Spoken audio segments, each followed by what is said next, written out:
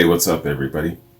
Gonna do a classic rock reaction, man. This is a complimentary quad, and it's featuring music from members of Deep Purple.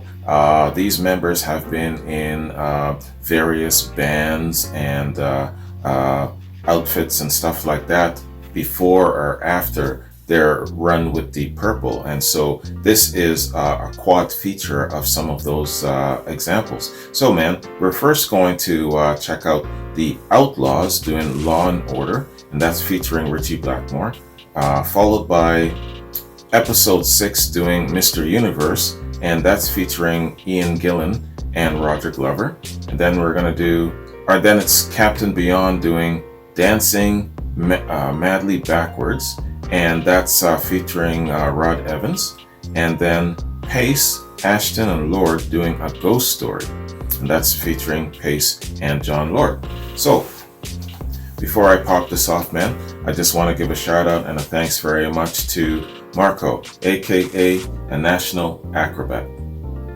Marco, thank you, man. I appreciate the recommendation. Always a good time to do some reactions to Deep Purple. These guys are the best at what they do. They're among the best, and I really dig every single one of them, man. Deep Purple, the presence of Deep Purple in modern music is just one of those wonderful things. Part of the unholy trinity. Yeah, these guys are definitely one of the absolute best, man. So Marco says, hi STB, here's a quad I'd like to recommend. Each of these songs features at least one former or current member of Deep Purple. Regards, Marco, aka a national acrobat. So let's hit this up, man. Starting with the Outlaws doing Law and Order. It's a short one, minute 48 seconds. The Outlaws, Law and Order. Let's get it. That's the video.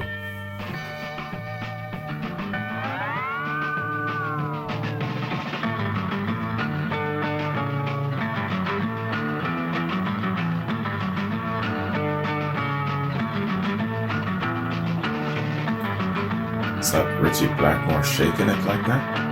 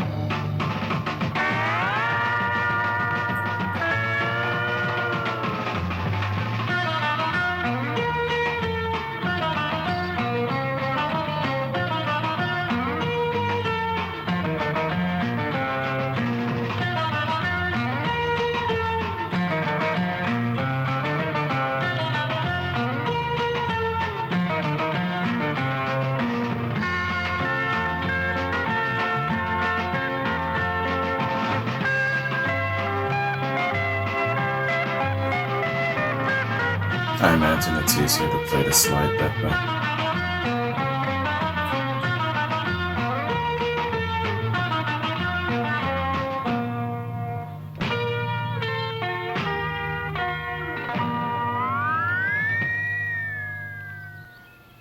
Wow. All right. That was interesting. The Outlaws. Law, Order. Okay. I'd never heard of these guys, man. And I wonder if that's because they were just strictly an instrumental band. Law and Order 63. Okay. During the time of the invasion, just on the heels of the Beatles, Jerry and the Pacemakers, the Hollies. So right in that little grouping right after them came the Outlaws. The Outlaws were an English instrumental band that recorded in the early 60s. One-time members included Chas Hodges, born Charles Nicholas Hodges in '43, Bobby Graham, born Robert Francis Neat in 1940. Ritchie Blackmore, born Richard Hugh Blackmore in 45. Mick Underwood, born Michael John Underwood in 45. Reg Hawkins, born Reginald Hawkins in 42. Billy Q, or is it? Yeah, Billy Q, born William John Q Jr. in 44. Don Groom, born Donald Groom in 39. And Roger Mingay, born in 42. Ken Lundgren and Harvey Hensley, all born in 42. Their name was originally conceived by Joe Meek, born Robert George Meek in 29, who needed a backing group from Mike Berry's Set Me Free in 1960 according to Meek biographer John Repsch. Meek had fired Berry's original backing group, The Statesmen. After that recording, they continued being one of the house bands of his recording studio at 304 Holloway Road in London. As such, they were used for recordings, demos, and auditions. Many of their songs were written by Meek and credited to one or other of his pseudonyms, either Robert Duke or Peter Jacobs, the latter of which he used on the Outlaws' Shake With Me.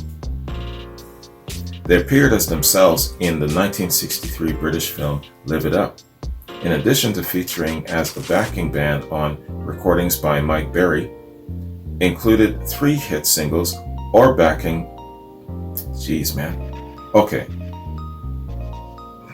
Mike Berry had 3 single hits. Alright. And they were also backing Houston Wells, Gene Vincent, John Layton, Jeff Goddard, or Hines. They also recorded singles on their own right. One of these, Bike Meet, for Raleigh Bicycle Company, even had dance instructions created especially for it, printed on the picture sleeve with bicycle references. Grab a girl at random, make like a tandem. That's a really cool jingle to sell a damn bike. In 1990, all of their 1960 singles were issued on the Outlaws Rides Again, the singles A's and B's, on the C for Miles label. Okay. And that's the information given for the Outlaws. Very interesting. Really, really cool instrumental. Was that Ritchie Blackmore, doing the shake thing? Let me know if that was. I'm pretty sure it was. It's got a dark head of hair. Alright, let's hit up our next track, that being Mr. Universe from episode 6. It's featuring Ian Gillan on vocals and Roger Glover on bass.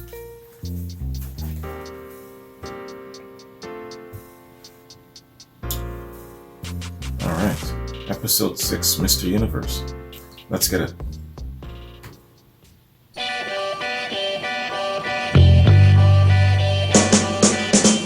Where are you going, Mr. Universe?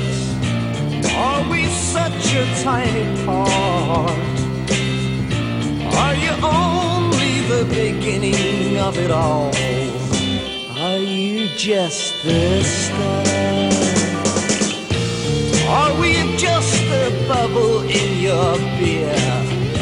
Oh, Mr. Universe, will you comb out all the knots in your hair? What Listen to that. Listen to that voice.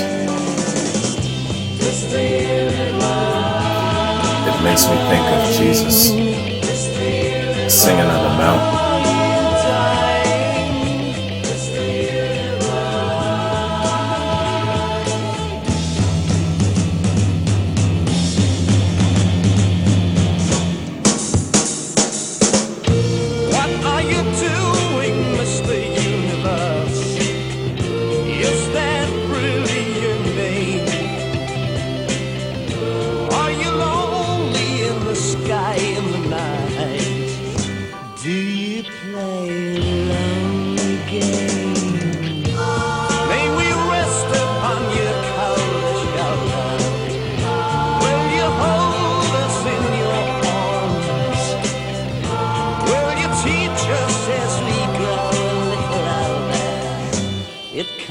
Do us any harm.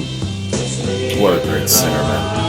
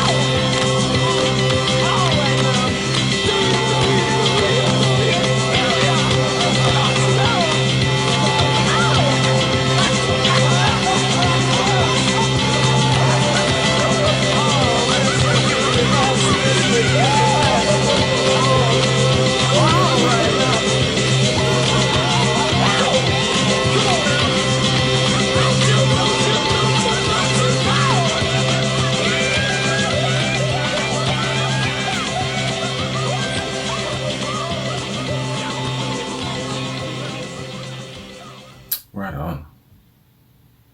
That was an excellent track. Really, really good instrumentals, of course, good musicianship, but the vocals, damn. What a great song. It's criminal that this song, well, I've never heard it, maybe it was a big hit back in the day, but yeah, man, I was just about to say that, yeah, it's criminal that this song was never a hit, but maybe it was and I just didn't know. Great song. Excellent. All right, man. Let's do a little background on episode 6. Episode 6 were an English rock band formed in Harrow, London in '65. The band did not have commercial success in the UK, releasing 9 singles that did not chart, but they did find minor success in Beirut at the time. Group members Ian Gillan and Roger Glover left in '69 to join Deep Purple, while drummer Mick Underwood founded Quartermass and later collaborated with Gillan. Career. The band was formed in Hatch End, then in Middlesex in July of '64 from 2 local groups, the Lightnings and the Madisons, who had all met at Harrow County School. The original lineup consisted of Glover on bass, Andy Ross on vocals, siblings Sheila Carter Dimmock on keyboards and vocals, Graham Carter Dimmock on guitar and vocals, with guitarist Tony Lander and drummer Harvey Shield. The band initially rehearsed at the Carter Dimmock's family house, and initial influences came from the Beach Boys, the Lovin' Spoonful, and the Beatles. By '65, the band had signed a management deal with Gloria Brestow, a former employee of Helmut Gordon, original manager of what became The Who. In April of that year, the band were offered a short residency at the Arcadia Club in Frankfurt, Germany, playing from 7 p.m. to 3 a.m. every night for a month, with only 15-minute breaks every hour. Immediately on their return, Ross decided to get married and quit the music business. And consequently, Bristow recommended Gillan as a replacement. Shortly afterwards, they signed a deal with the Dick Katz Harrod Davidson Limited Agency, though the band had difficulty finding regular work through this, feeling that the agency's attention was being diverted towards other bands. By the end of the year, however, they managed to land a deal with Pie Records. They were doing an average of 20 shows a month from July 65 onwards, and cut their first single, The Hollies' Put Yourself in My Place, before the end of the year. It was released in early 1966. The band decided they needed to update their musical style from the pop rock they had been playing into a heavier sound, and made a start on the debut album, but it was never finished. In June '69, Ritchie Blackmore and John Lord came to see Episode 6 play live in London, and then offered Gillan a job in Deep Purple. Glover helped Deep Purple out on a studio session and was also asked to join them. The pair helped Episode 6 fulfill existing bookings in the short term, and then quit following their first gig with Deep Purple at the Speakeasy on the 10th of July. And that was in '69. Episode 6 carried on for a time with John Gustafson on bass and vocals. Sheila rehearsed with Pete Robinson, John Gustafson, and Mick Underwood as a quartet, before they formed the trio Quartermass. Episode 6 then played for a while with Sheila, Tony Lander, Dave Lawson, later of Greenslade, and Tony Dangerfield on bass. By the end of the year, they were billed as Episode 6 with Sheila Carter, and then the Sheila Carter Band. And this continued off and on, mostly with gigs abroad, until '74, with Sheila as a constant, before she went into session work. A couple of singles recorded by Episode 6 for Pi Records have been produced by Tony Reeves, a renowned bassist and one of founder members of Coliseum. Yeah, it should read, and a founding member of Coliseum. Okay. On December 6, 2015, for their 50th anniversary, the band reunited and performed in front of an audience of family and friends in London. Okay, wow. What good history, man. You know, even though these bands are short-lived and they were just little snippets on the way towards bigger things, there's some really good foundational history here, you know, about how the members met each other and who recommended who. And, you know, yeah, man, let me tell you, going back to that Renaissance period, the Renaissance period wasn't just about creativity. It was also about the overlapping of talent, the sharing of the talent pool, hanging out with each other, writing songs for each other. You know, so and such is getting married and they're leaving the group, but I can recommend this person as a singer and this person. And, you know, it's just great. The melting pot that existed back then was just as notable as the actual creativity of the movement of the Renaissance period. I should talk about that a little bit more, not just the creative process, but also that great melting pot of the talent pool, you know? Man, one day I gotta do something. I gotta write a book. I gotta shoot a documentary. I gotta do something like that, man. This shit is just too captivating for me to just leave alone. I'm daydreaming now. So let's hit up our next track, man. That is Captain Beyond, dancing madly backwards on a sea of air. It's a long ass title too. Live in Montreux, featuring Rod Evans. Let's get it.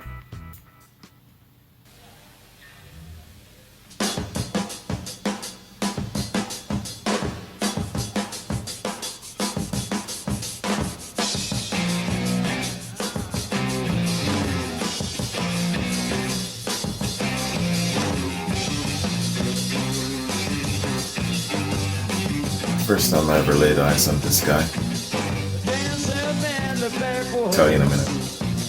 Dancing on the sea, racing on my memory, practicing my dreams.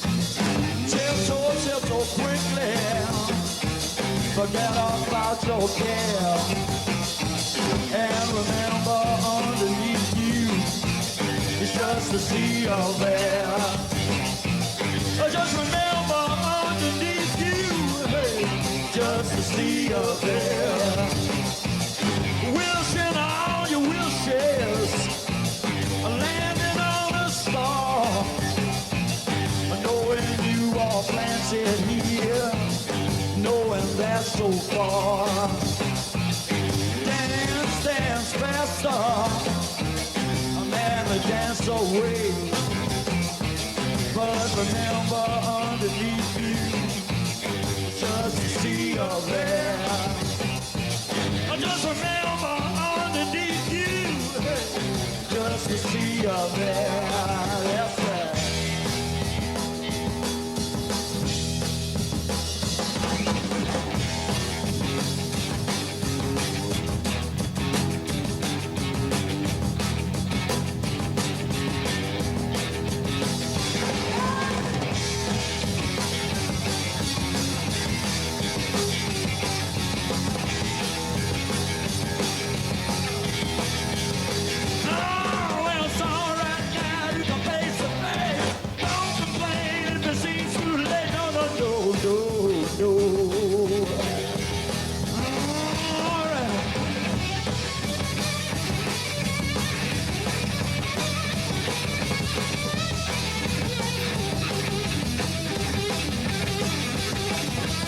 Bacon Jet, drummers at East, great bass line.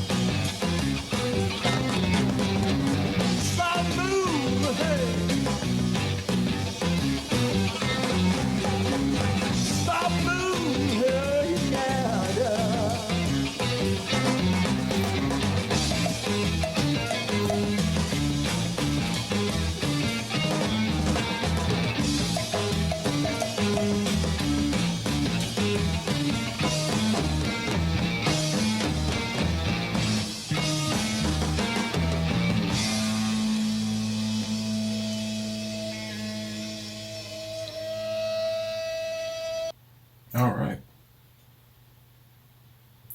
That was excellent. That was really good, man. Dancing Madly Backwards. Live in Montreux in 71. Yeah, Rod Evans. Yeah, I don't know how you guys feel about Rod Evans.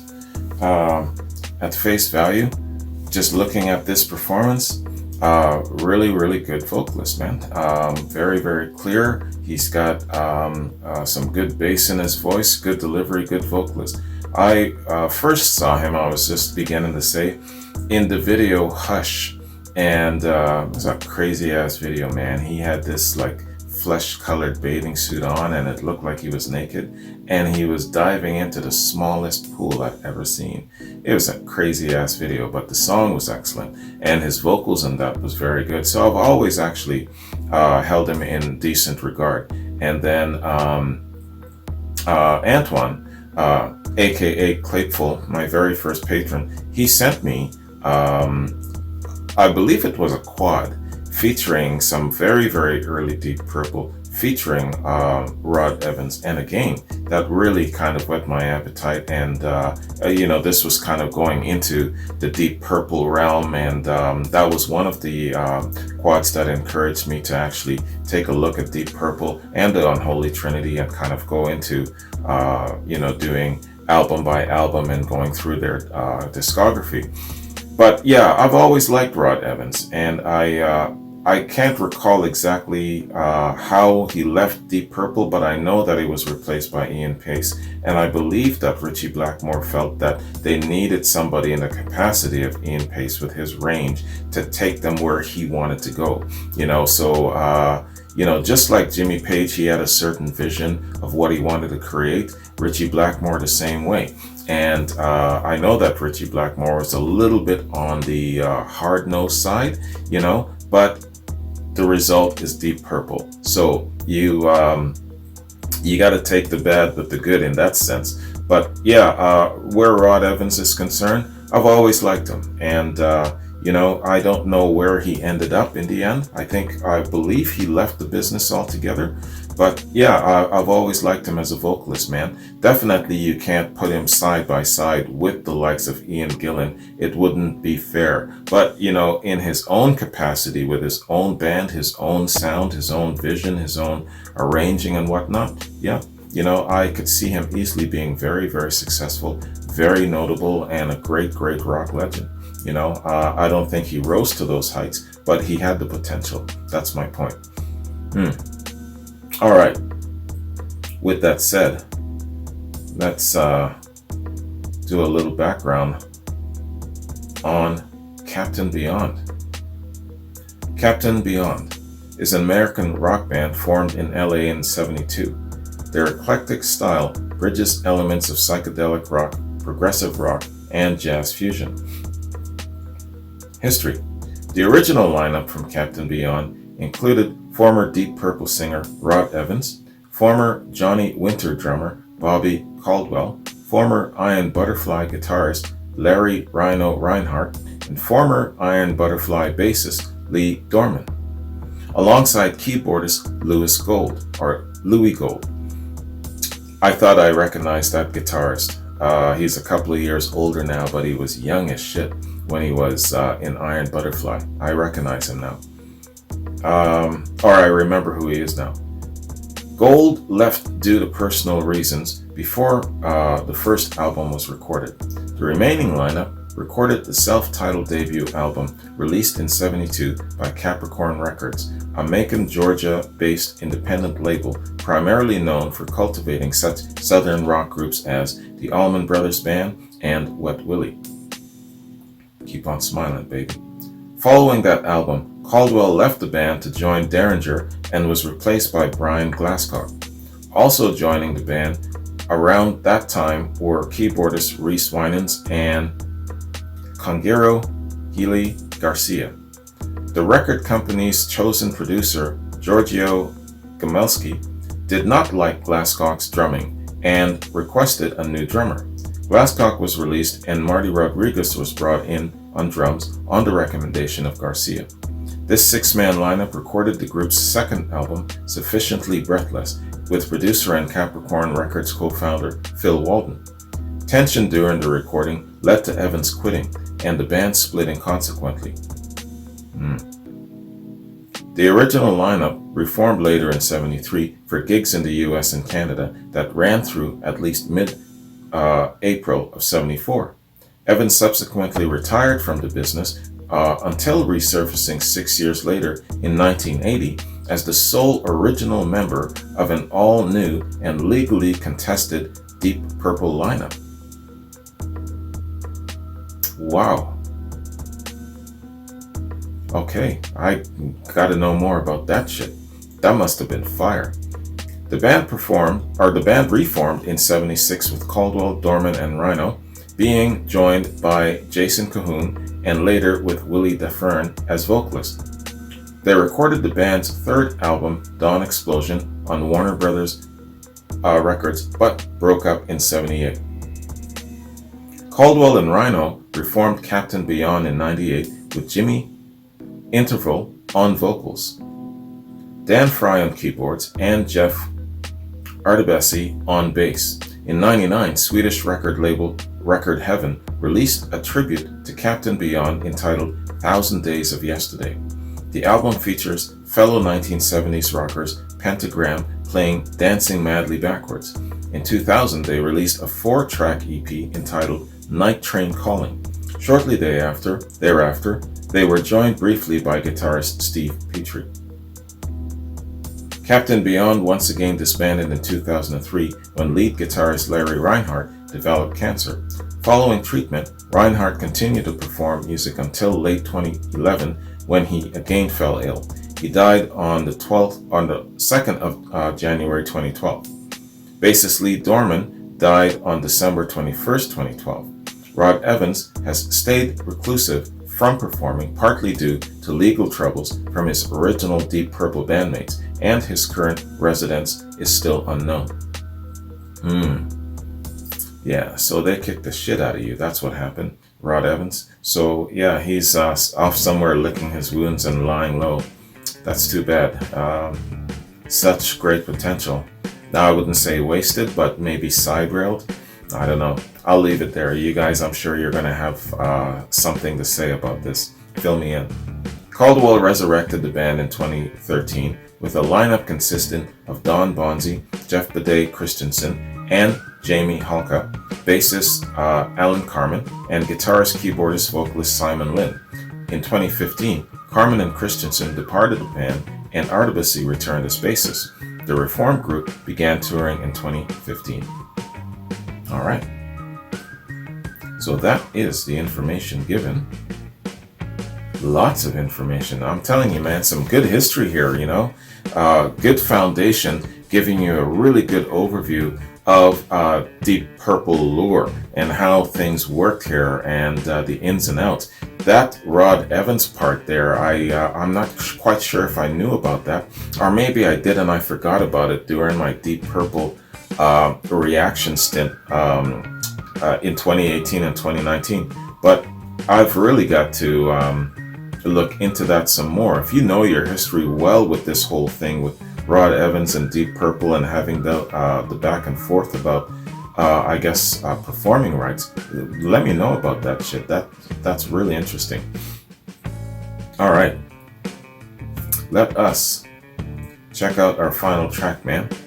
Paice, Ashton, Lord, A Ghost Story, BBC Radio 1 in 77. So featuring Ian Paice and John Lord.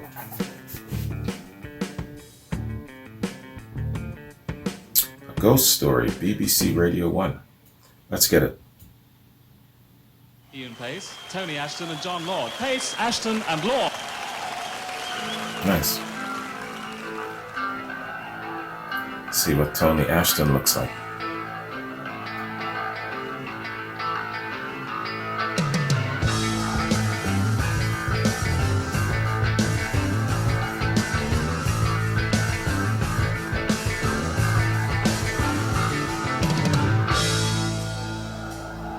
I was strutting down the road one very dark night. I was blown to the gills and feeling right. Wind was howling and the rain was coming down, but I was strutting. My car broke down on the other side of town. I began to feel weird and began to slow down. Had someone behind me that turned around, but it was nothing.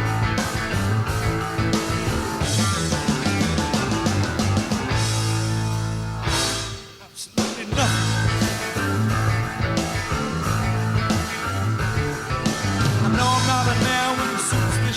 On the other hand, I'm not the brave kind. I'm not one of these guys that really gets it right when things that go bump in the night. Can you believe it? I could not believe it. I thought I dreamed it. Can you believe it? I could not believe it. So I just got down and struck. In fact, I was moving quite fast. I had this thought, I said, take me home, mama, take me home. Don't leave me here, oh, mama, all alone. Hey, mama, come save me from my head. Just wanna be back home. Save me a bed, mama, please. Now by this time, I was beginning to go a little bit,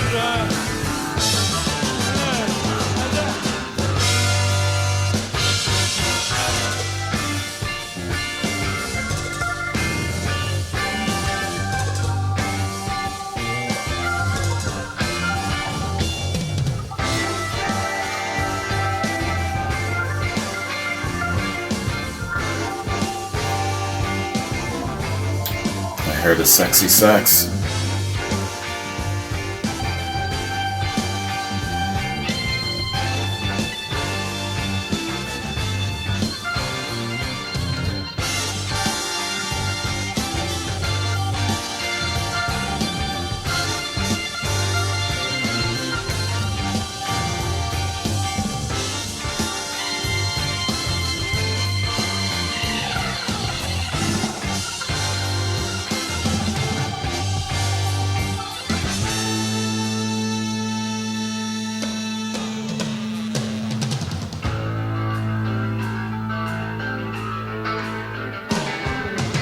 Was beating fast, was in a cold sweat. I didn't know where the hell I went. Then someone started breathing down my neck, and I was really running. I could not believe it. I could not believe anything. I was moving like hell. And I said, take me home, mama, take me home. Don't leave me here, mama, all alone. Hey, mama, come sing from my head. I just wanna be back home. Say a few bells, mama. That's all I want.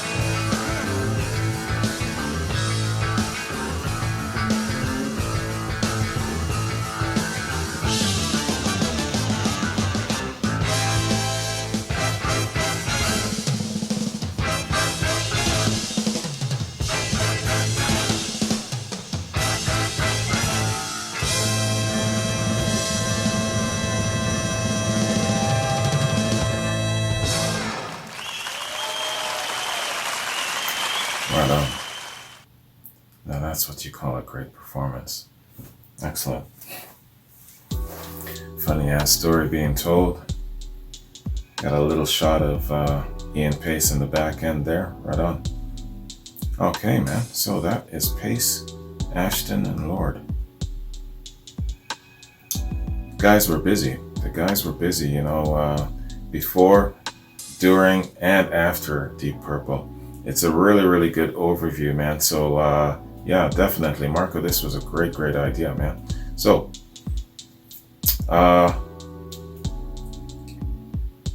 Paice, Ashton, and Lord was a short-lived British rock band featuring Deep Purple band members Ian Paice and John Lord with singer Tony Ashton. The band was formed in '76, released its only album in '77, and broke up in '78. History. After Deep Purple broke up in '76, drummer Ian Paice and keyboard player John Lord created a new band with friend Tony Ashton, a British keyboardist and singer of Ashton, Gardner and Dyke. After extensive auditions, they chose Bernie Marsden to play electric guitar and Paul Martinez as the band's bassist. Tony Ashton had previously played with Lord on the 1974 album First of the Big Bands, and on Lord's Gemini Suite project in '71, singing lead vocals on one track. He collaborated on Lord's solo work and Deep Purple bassist Roger Glover's solo projects.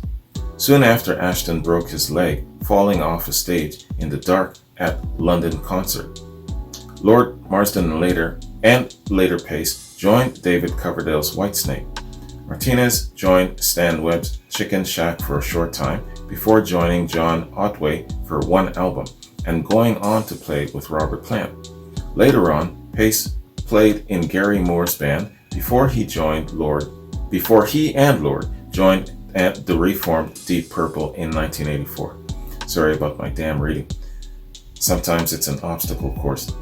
Tony Ashton died of cancer on the 28th of May 2001, as did John Lord of pancreatic cancer on the 16th of July 2012.